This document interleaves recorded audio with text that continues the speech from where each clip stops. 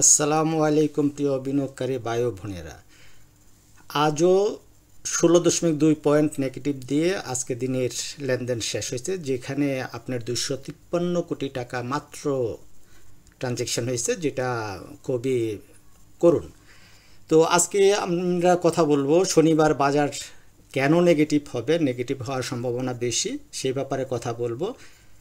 আর বিএসসিসির একটা আজকে মিটিং হয়েছে, সেই মিটিংয়ের ব্যাপারেও কথা বলবো। পাশাপাশি আমি একটা ফান্ডামেন্টাল স্টক নিয়ে কথা বলবো, যেটা লং টার্মের জন্য আমরা এন্ট্রি নিতে পারি। আর এই পুরো আলোচনা জুড়ে আমি রাটক্লিক জাকারিয়া আছি আপনাদের সাথে। আপনারা দেখছেন স্টক মার্কেট রাটক্লিক ইউটিউব চ্যানেল। শেয়ার বাজারে কোনো কিছুই শতভাগ নিশ্চিত নয়, তাই শুরু করার আগে বলতে চাই, শেয়ার বাজারে বিনিয়োগ ঝুঁকিপূর্ণ, তাই জেনে বুঝে নিজের ইচ্ছায় বিনিয়োগ করুন। আমার এই আলোচনা কখনো আপনার বাই সেল নির্দেশনা প্রদান করে না। চলুন মূল আলোচনায়। প্রথমে ইন্ডেক্স নিয়ে কথা বলবো। ইন্ডেক্স কোন দিকে যাচ্ছে, শনিবার কেমন যাবে বা পরে কি হবে। দেখেন, এখানে আমি একটা মান্থলি চার্ট ওপেন করছি, ওপেন করে রাখছি। এখানে দেখা গেল যে এইখান থেকে বাজার পড়তেছে এইখানে একটু সাপোর্ট নিয়ে বাজার ওঠার কথা ছিল, উঠতে পারে না। বলিঞ্জার ব্যান্ডটা কত স্কুইজ হয়েছিল। আমরা বলিঞ্জার ব্যান্ডকে বেলি একটা অ্যানালাইসিস আমরা ধরি, সবসময় আপনাদের বলিঞ্জার ব্যান্ড নিয়ে কথা বলি। দেখেন, তারপরেও সে এই বলিঞ্জার ব্যান্ডটা এক্সপান্স হয়েছে। এখন বলিঞ্জার ব্যান্ডের মাথাটা নিচ দিকে আছে। গত মাসে কী করলো, একটা বড় একটা লাল ক্যান্ডেল দিল, বড় একটা লাল ক্যান্ডেল দিয়ে শেষ করলো। আর এই মাসেও আরও সুযোগ আছে, আরও কয়েকটা দিন আমাদের ট্রেড বাকি আছে ঈদের আগ পর্যন্ত, তাই না? তার মানে এই মাসটাকেও একটা বড় লাল ক্যান্ডেল হওয়ার সম্ভাবনা দেখাচ্ছে। কীভাবে দেখাচ্ছে? আমাদের বলিঞ্জার ব্যান্ড বলতেছে, যদি Bollinger band lower band touch করে, তাও আমাদের 4890 এই দিকে দেখায়। বাট বলিঞ্জার ব্যান্ডের বাইরে যদি চলে আসে, তাহলে তো আরও নিচে চলে আসে।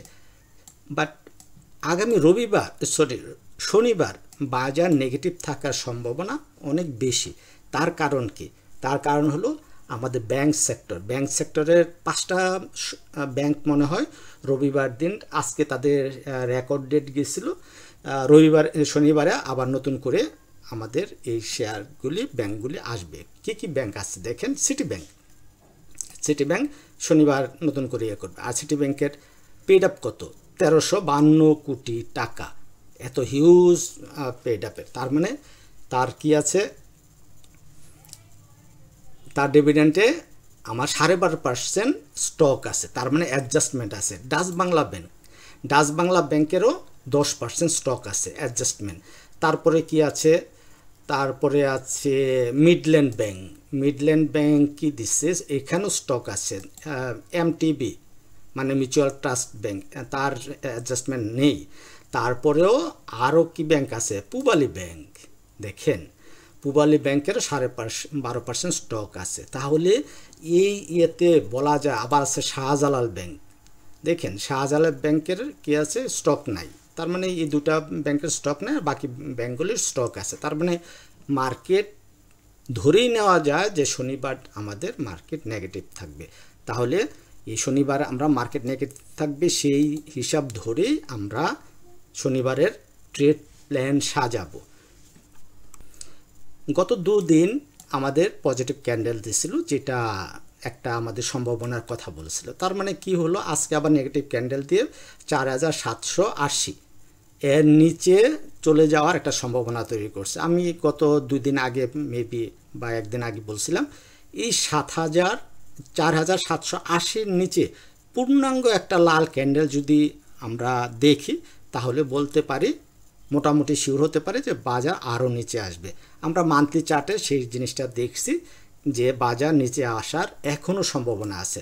আমি চাই না বাজার আর নিচে আসুক, আমি চাই বাজার ঘুরে যে ইউটার্ন নিয়ে করুক। এইখানে যদি আমরা দেখি, আমরা আরএসআইটা যদি দেখি, এই আরএসআই একটা ট্রেন্ড লাইন ড্র করা আছে। এই ট্রেন্ড লাইনে সে সাপোর্ট নিচ্ছে। অবশ্য ট্রেন্ড লাইন আমাদের এইটুকু পর্যন্ত ধরা যায়, তার মানে ট্রেন্ড লাইনটা ব্রেকআউট দিচ্ছে। তার মানে আমরা ধরতে পারি কারেকশনটা ত্বরান্বিত হবে, আরও নিচে যাবে। ঠিক আছে। আবার আমরা যারা যে আরএসআই ডাইভারজেন্স চিনি, তারা আমরা বলতে পারবো এটা আরএসআই ডাইভারজেন্স করছে যতক্ষণ পর্যন্ত এই যে 18 টাকা 65 পয়সা, মেবি কত, 18 টাকা 38 পয়সা, তার নিচে না যায়, প্রায় যতই নিচে নামুক একটা ইউটার্ন নেওয়ার একটা চান্স থাকে। তার মানে যে যদি এরকম দেখা যায় 4780 বা 4685 এই রেঞ্জের ভিতরে থেকে বাজার উঠে যাওয়ার একটা সম্ভাবনা তৈরি করতে পারে ইনশাল্লাহ। এখন আসুন আমরা কথা বলি আজকের যে মিটিংটা হয়েছে সেই ব্যাপারে। বিএসইসি মানে বাংলাদেশ সিকিউরিটি এক্সচেঞ্জ কমিশন আজকে এইচএসবিসির সাথে বসছিল T1 ব্যাপারে। T1 কি? T1 হলো যে আমরা আজকে যদি বাই করে আগামীকালকে যেন সেল করতে পারি। এতদিন T2 ছিল, আমরা আজকে বাই করলে আগামী দিন মাঝখানের থেকে এর পরের দিন আমরা সেল করতে পারতাম। তার মানে আজকে বাই করে যেন আগামীকাল সেল করতে পারি, সেই ব্যাপারে কথা বলছে। তবে এইটা বুঝতে হবে এইটা লং টার্ম একটা প্রসেস, এত তাড়াতাড়ি এই ব্যাপারগুলি সিদ্ধান্ত উপনীত হওয়া খুব একটা পসিবল হবে বলে মনে হয় না। আর যদি হয় এটা আমাদের জন্য ভালো, যে ট্রেড ভলিউমটা বাড়বে, আজকে কিনে আমরা কালকে সেল করতে পারবো, আমাদের মধ্যে একটা উদ্যম কাজ করবে, একটা নেটিং করার প্রবণতাটা বাড়বে, এটা একটা পজিটিভ দিক। বাট বাজারে এখন যে ক্রাইসিস চলছে সেই ক্রাইসিসটা তো T1 দিয়ে ফুলফিল করা সম্ভব না। কারণ বাজারে যারা বড় বড় ইনভেস্টর, ইনস্টিটিউট বলি, ইনভেস্টর বলি, তারা সাইডলাইনে আছে। আমাদের আগে দরকার এই সংস্কার, ফান্ডামেন্টাল যে সংস্কারগুলি কমিশন করতেছে, নো ডাউট খুবই ভালো করতেছে, ভালো করার সুযোগ আছে। বাট এখন বাজারের যেই প্রাণ নাই, নিষ্প্রাণ, এইটাকে তরতাজা করার জন্য, এই প্রাণ ফিরিয়ে দেওয়ার জন্য আমার দরকার সাইডলাইনে যে বিনিয়োগকারীগুলি আছে, বড় বড় টাকা নিয়ে বসে আছে, তাদেরকে কিভাবে এই বাজারে ইনভলভ করা যায়, তাদের টাকাগুলি কিভাবে বাজারে বিনিয়োগ করা যায়, সেই ব্যাপারটা কমিশনকে আমার মনে হয় ভাবলে আমাদের বাজার আরও দ্রুত কামব্যাক করতো, ইউটার্ন নেওয়ার পসিবিলিটি থাকবে। আশা করি কমিশন হয়তো এই ব্যাপারটাও ভেবে রাখছেন কিভাবে সাইডলাইনে থাকা বড় বড় বিনিয়োগকারীদের বাজারে ইনভলভ করবেন। আসুন এখন আমরা যে একটা ফান্ডামেন্টাল স্টক নিয়ে কথা বলবো তার দিকে যাই, সেটা হলো বিএসআরএম স্টিল। ইতিমধ্যে আপনাদের বিএসআরএম স্টিল নিয়ে আমরা কথা বলছি, প্রথম কথা বলছি মনে হয় 2 তারিখে এই ভিডিওটা দিয়ে যে বিনিয়োগের লাভে রূপান্তরিত করার সঠিক সমাধান, এই ভিডিওটার মাধ্যমে আপনাদেরকে আমি দেখাইছিলাম কোন জায়গায় আমরা বিনিয়োগ করব। আরেকটা ভিডিওতে আমরা বলছিলাম তার ফান্ডামেন্টাল দিকগুলি নিয়ে আমরা কথা বলছিলাম, মেবি সেটা 4 তারিখ, ঠিক আছে, 3 তারিখ 4 তারিখ পরপর 2 দিনে এই বিএসআরএম স্টিল নিয়ে কথা বলেছিলাম। আপনারা এই 2টা ভিডিও দেখবেন। বাকি যেই কথাগুলি বলা হয় না আজকে আমি সেই কথাগুলি আপনাদের সাথে শেয়ার করব। এই হলো বিএসআরএম এর চার্ট। লাস্ট যে ভিডিওতে আপনাদের বলছিলাম যে 50 টাকা থেকে 51 টাকা 50, এই জায়গায় আপনাদের প্রথম এন্ট্রিটা হবে, ফার্স্ট এন্ট্রি। এখানে দেখেন স্পষ্ট লেখা আছে ফার্স্ট এন্ট্রি। তার মানে আপনারা লং টার্মের জন্য প্রথম ধাপে আপনারা এইখানে কিনতে বলছিলাম। তার মানে 50 টাকার জায়গায় আমাদের শেয়ারটা 50 টাকা 70 পয়সা পর্যন্ত নামছিল। যারা এই রেঞ্জে কিনছেন তারা তো এখন প্রফিটে আছেন। তার মানে, এবং আরেকটা কথা বলছিলাম আপনাদের, এইটা দিচ্ছিলাম যে এইটা হলো অ্যাকচুয়াল অ্যাকুমুলেশন ফেজ। তার মানে কি? তার মানে শেয়ারটা এখনও নিচে আসার যথেষ্ট সুযোগ আছে। এই অ্যাকুমুলেশন ফেজটা কততে? এই 49 টাকা বা আরও নিচে আসলো। তার মানে এই শেয়ারটা যত নিচে আসবে এটা আপনার জন্য অপরচুনিটি। তার মানে শেয়ারটা এখান থেকে যদি উঠে যায়, এটা ব্রেকআউট দেয়, একবার ব্রেকআউট দিয়েছিল, আমরা মেবি এই তারিখে, কয় তারিখে? 30 এপ্রিল। আমি ডেটগুলি মেবি আপনাদের সাথে বলতে ভুল করছি।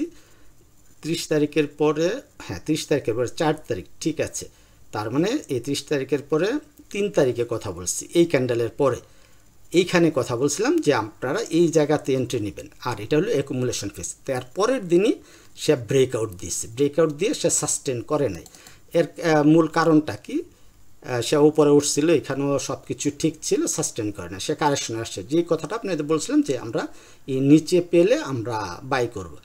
তার মানে এরপরে সে নিচে, আমি তো একটু আগে বললাম 50 টাকা 70, 50 টাকা 70 না, আমাদের শেয়ারটার নাম ছিল একবারে, এখানে দেখবেন একবারে 50 টাকা 10 পয়সা। তার মানে আপনারা যারা 50 টাকা 10-20 বাই করতে পারছেন তারা অলরেডি ভালো একটা অ্যামাউন্টে প্রফিটে আছেন, 4-5% প্রফিটে আছেন। যাই হোক, এটা তো লং টার্মের জন্য, আমরা 4-5% প্রফিট আমরা চাই না, আমরা বিগ একটা প্রফিট চাই। তার মানে শেয়ারটা যদি আবার নিচে আসে, এই জোনে আসে, এইদিকে 50 টাকা এরিয়াতে আপনারা পান, তাহলে শেয়ারটা কালেকশন করবেন। কারণ এটা ফান্ডামেন্টালি এতই চমৎকার যে আসেন ফান্ডামেন্টাল দিকগুলি আমরা একটু দেখি। ফান্ডামেন্টালে প্রথমে যে জিনিসটা দেখবেন সেটা হলো ডিরেক্টর হোল্ডিং। দেখেন ডিরেক্টর হোল্ডিং 72%-এর বেশি। একটা কোম্পানি ডিরেক্টর হোল্ডিং যদি 50%-এর বেশি হয়, তাহলেও ওই কোম্পানির প্রতি ডিরেক্টরদের একটা মায়া থাকে, কোম্পানিটা কিভাবে ইনক্রিজ করবে, পপুলার করবে, বড় করবে, কিভাবে প্রফিট করবে, সেই তাগিদাটা থাকে, চাহিদাটা থাকে। তাহলে আমরা ধরতে পারি যেহেতু 72% কোম্পানিটা মানে সামনে ভালো করার জন্য, অনেক ভালো রিটার্ন দেওয়ার জন্য তৈরি। আমরা যদি ন্যাবের দিকে তাকাই 85 ন্যাব, এবং এই ন্যাবগুলি গ্র্যাজুয়ালি ন্যাবগুলি বাড়তেছে, প্রতি কোয়ার্টারই ন্যাবগুলি আস্তে আস্তে বাড়তেছে। আমরা যদি তার ইপিএস হিস্ট্রি দেখি, ইপিএস হিস্ট্রি বাড়তি কমতির মধ্য দিয়ে সে বাড়তে আছে। সেটা হলো এই যে 4 টাকা 70 পয়সা সর্বোচ্চ ছিল, এই যতক্ষণ পর্যন্ত আমাদের দেখা যায়। আচ্ছা, এইটা না দেখিয়ে আমরা ইপিএসের এইটা দেখি অ্যানুয়াল। তার মানে এই যে 8 টাকা 72 পয়সার উপরে আছে আমাদের 10 টাকা 10 পয়সা। আর 2024-এর শেষে 25-এ আমাদের 10 টাকা থেকে হয়ে যাবে 12 টাকা 16 পয়সা বা তারও বেশি। তার মানে এইটা একটা ভালো দিক। আর যদি এটাকে আমরা লং টার্মে চিন্তা করি, লং টার্ম মানে ওই মাসিক চার্ট দেখি আমরা মাসিক চার্টে এর অবস্থান কোথায়। জি, মাসিক চার্টে তার অবস্থান এই জায়গায়, তার হিস্ট্রিক্যাল লো, অল টাইম লো আছে 31 টাকা, বাট এখন আছে 52 টাকায়।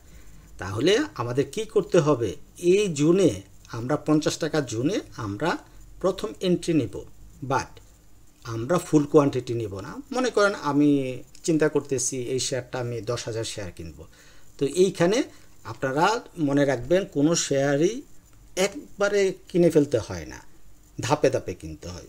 সেজন্য আপনারা মানি ম্যানেজমেন্ট করবেন। যদি আপনি 10,000 শেয়ার কেনার ইচ্ছা করেন, তাহলে এই জায়গাতে আপনি 2,000 শেয়ার কিনবেন বা 3,000 শেয়ার কিনবেন। তাহলে 3 ধাপ 4 ধাপ মিলিয়ে আপনি শেয়ারটা কিনবেন। যদি আমাদের সুযোগ দেয় নিচে আসলে, আমরা নিচে আরও কালেক্ট করব। ঠিক আছে, এই হলো। আর সামনে যে ব্যাপারগুলি আসতেছে, শনিবারে যদি আমাদের ইন্ডেক্স ফল করে, আর যখন ইন্ডেক্স ফল করে বাজার খারাপ থাকে, তখন কি করে লো পেডগুলি ভালো করে। যে যাই হোক, লো পেড নিয়ে কথা বলবো না। আর দু একটা শেয়ারের কথা বলতে চাই। জি, আপনাদের সাথে কপারটেক শেয়ারটা নিয়ে আলোচনা করতে চাই। দেখেন, আমি একটা ট্রেন্ড লাইন এতক্ষণে ড্র করলাম। এই ট্রেন্ড লাইনটা আজকে ব্রেকআউট দিচ্ছে, পাশাপাশি একটা সিগনিফিক্যান্ট একটা ভলিউম আমাদের পাইছে। ঠিক আছে, এইখানে দেখেন এই যে একটা সিগনিফিক্যান্ট ভলিউম পেয়েও শেয়ারটা কিন্তু ফল ডাউন করছে। ঠিক আছে, তাহলে এই সিগনিফিক্যান্ট ভলিউমটা যেমন কার্যকরী, আবার এটাকে আপনি বেয়ারিশ সিগন্যালও ধরতে পারেন। কেননা এই যে এই সিগনিফিক্যান্ট ভলিউমে কী করছিল, এইখানে একটা তার রেজিস্ট্যান্স ছিল। ঠিক আছে, এই যে একটা রেজিস্ট্যান্স, হ্যাঁ, এই যে রেজিস্ট্যান্স, সে রেজিস্ট্যান্সের একবারে হাই মাথাটা টাচ করে কিন্তু পড়ছে। এবং আজকের ক্যান্ডেলটাও আপনি দেখেন, সে এই যে রেজিস্ট্যান্স আমি আঁকলাম, মানে এখানে প্রফিট টেকিং হয়, এই জুনে গিয়ে সে ভিতরে ঢুকে সেদিন শেষে পড়ছে। তবে একটা মজার ব্যাপার হলো, পজিটিভ দিক হলো, তার বডিটা খুবই ছোট ছিল, এইখানে তার বডিটা বড়, তার এই যে উইক লেজ, এই লেজের চাইতে বড়। তার মানে এটা একটা পজিটিভ সাইন। আবার আরেকটা পজিটিভ সাইনের কথা যদি বলি, আমরা MA20-কে আমরা খুব মানি। সো MA20-র উপরে সে আছে, তাই আমরা এই শেয়ারটাতে রিস্ক নিতে চাইলে আমরা এন্ট্রি নিতে পারি। আর সবচেয়ে বেশি ভালো হয় যদি আমরা এটা ব্রেকআউটের পরে আমরা এন্ট্রি নিই। সো এটা পুরোপুরি আপনাদের উপরে, শেয়ারটাতে আপনারা বাই করবেন কিনা। আমাদের বাই সিগন্যাল কয়টা দিয়েছে, ট্রেন্ড লাইনে দিয়েছে আমার ইএমএ এমএ 20তেও আমাদের 22 সিগন্যাল দিছে, বলিঞ্জার ব্যান্ডেও আমাদের 22 সিগন্যাল দিছে, বলিঞ্জার ব্যান্ডে মিডল ব্যান্ডের উপরে আছে। আরএসআই কি আছে? আরএসআই একটু দুর্বল আছে, বাট 50-এর উপরে আছে, 52তে আরএসআই 52তে আছে। তো সেই হিসাবে যদি 60-এর উপরে আরএসআই যায়, আমরা জানি 60-এর উপরে গেলে আপ ট্রেন্ডটা মোটামুটি কনফার্ম ধরা যায়। এমন হতে পারে এইখানে আরও কিছুদিন একটা সাইডওয়েজ করতেই পারে, ঠিক আছে। তো সাইডওয়েজ দেখেন, এই যে এইখান থেকে সে 60-এর উপরে ছিল, একটা আপ ট্রেন্ড ছিল, এইখান থেকে এই যে 60 গেল, 60-এর পর একটা র্যালি করলো, আপ ট্রেন্ডে ছিল, তারপরে সে আস্তে আস্তে ডাউন ট্রেন্ড আসছে। যাই হোক, এই একটা শেয়ার। আরেকটা শেয়ার আপনার কথা বলতে পারে ফান্ডামেন্টাল শেয়ার এসিআই। আপনারা যারা এখনও আমার ফেসবুক পেজ এবং টেলিগ্রাম চ্যানেলে আপনারা যুক্ত হন নাই, তারা এই যে আমার stock market right click YouTube চ্যানেলের এসে আপনারা এই মোর বাটনে ক্লিক করবেন। মোর বাটনে ক্লিক করলে আপনারা ফেসবুক পেজ পেয়ে যাবেন। এইখানে ক্লিক করে আপনারা আমার ফেসবুক পেজে আপনারা যুক্ত হবেন, আর টেলিগ্রাম গ্রুপে যুক্ত হলে এইখানে আপনারা ক্লিক করে যুক্ত হবেন, ঠিক আছে। তারপরে আমার এক্স আছে, আমার লিঙ্কডইন আছে, ওগুলিতে আপাতত দরকার নেই, ফেসবুক প্রোফাইল আছে, এগুলিতে দরকার নেই। হ্যাঁ, এখন আসেন আমরা যে কথাগুলি বলতে চাইছিলাম এসিআই নিয়ে। এসিআই নিয়ে কথা বলবো না, এসিআই ফান্ডামেন্টাল আমি চেক করলাম, অনেক বাজে অবস্থা আছে, আমরা এসিআই নিয়ে আর কথা বলবো না। আর টেকনো নিয়েও কথা বলতে চাইছিলাম, টেকনো নিয়েও কথা বলবো না, কারণ টেকনোটা গতকালকে একটা রিজেকশন পাইছে, এইটা একটা রিজেকশন সেট। আজকে হয়েছে টেকনোটা যদি এইটা 28 টাকার উপরে ক্লোজ দিতে পারে, তারপরে এইখানে আপনারা বলছিলাম যে এটা একটা সাইডওয়েজ, এখানে এইখান থেকে যতক্ষণ বের না হচ্ছে ততক্ষণ টেকনো নিয়ে ভালো কিছু বলার সুযোগ নেই। তাই টেকনো যদি কালকে কমে, মানে শনিবারে তো কমার সম্ভাবনা আছে, কমে যদি আবার এই লেভেলে আসে 25 টাকা 50 লেভেলের দিকে আসে, তখন আমরা হয়তো চিন্তা করব এই আমাদের টেকনো ড্রাগ নিয়ে আমাদের ভবিষ্যৎ পরিকল্পনা কিনা যায় কিনা। যাদের অলরেডি উপরে কিনা আছে টেকনো ড্রাগ, তারা এই লেভেলে 26 টাকার নিচে যখন পাবেন, এইখানে অল্প কিছু অ্যাভারেজ করে নিতেই পারেন। তো ভিডিওটা যদি ভালো লাগে অবশ্যই কমেন্ট করবেন, কি ধরনের ভিডিও আপনারা চান সেই কথাগুলি লিখবেন। শেষ করার আগে বলতে চাই, যারা টেকনিক্যাল অ্যানালাইসিস একেবারেই দেখেন না, জানেন না, তাদেরকে অবশ্যই টেকনিক্যাল অ্যানালাইসিস জানতে হবে, শিখতে হবে। অন্তত 2-1টা ইন্ডিকেটর, মানে টেকনিক্যাল অ্যানালাইসিসের বেসিকটা অন্তত জানতে হবে। যেমন আমি আপনাদের ইতিমধ্যে শিখিয়ে ফেলছি MA20-র ব্যবহার, তারপরে এই বলিঞ্জার ব্যান্ডের ব্যবহার, MA50-র ব্যবহার, RSI-এর ব্যবহার। তার মানে আমি কিন্তু স্টক মার্কেটের টেকনিক্যাল অ্যানালাইসিস বিগিনারদের জন্য যেই ব্যাপারগুলি জানার দরকার মোটামুটি আমি জানাইছি। তারপরেও আমি একটা এই বিগিনারদের জন্য একবার বিগিনার থেকে অ্যাডভান্স লেভেল পর্যন্ত, যেমন প্রাইস সেকশন ট্রেডিং থেকে শুরু করে প্রাইস সেকশন, তারপরে বাজার মার্কেট সাইকোলজি, তারপরে এসএমসি কনসেপ্ট, এইগুলি নিয়ে একটা সিরিজ আমি আপনাদের জন্য পাবলিশ করব। এগুলি গুছাচ্ছি, দোয়া করবেন এবং অল্প সময়ের মধ্যে যেন করতে পারি, ঠিক আছে। ভালো থাকবেন সবাই, আল্লাহ হাফেজ, আসসালামু আলাইকুম।